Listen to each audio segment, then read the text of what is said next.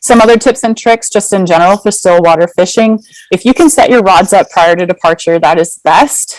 Even if you can have it just broken up into two pieces and then, you just got to tie on either just the quick tippet and fly, that's really helpful. I think just from my own perspective of desperately wanting to get on the water as quickly as possible and get that line out. So if you can, have your rods set up, ready to go. If you have some productive flies that work really well, make sure you have more than one. There's nothing worse than losing your last best fly. And that has happened many times, whether it's through a log jam or trees, they came out of nowhere, you name it, and then you forget about backcasting. So there's a lot of stuff that kind of gets in the way. So make sure that you usually have two of each fly.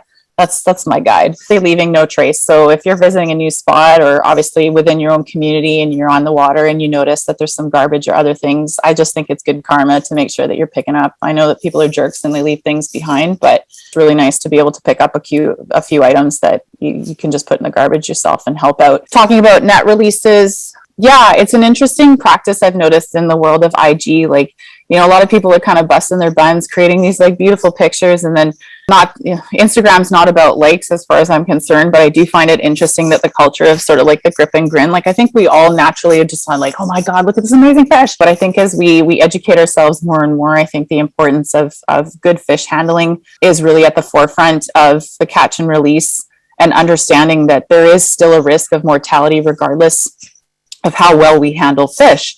And so it's really good to kind of get into the practice of, you can take some great shots of fish and kind of neat perspectives of fish when they're even just in the net, as well as practicing more net releases so that lessens the stress on the fish is a big one. Aggie talked about the throat samples at the beginning of the session, which is really key. Always have a throat sample kit with you. If the fish is large enough, I usually go kind of a 3 pound and up sort of scale. If you think the fish is large enough to handle having that pump halfway down its throat, then throat samples can go a long way when you're having a tough day and you're not quite sure what the fish are eating and you can manage to get a fish, then that can help you out. Alternatively, I've used the throat sample kit even just on sort of the shoreline to kind of pick up any, just see what kind of bugs are in the water, if there's any free floating, or tone over a few rocks before you get in your boat and kind of see if there's any kind of natural entomology happening just along the shoreline. That's a big one.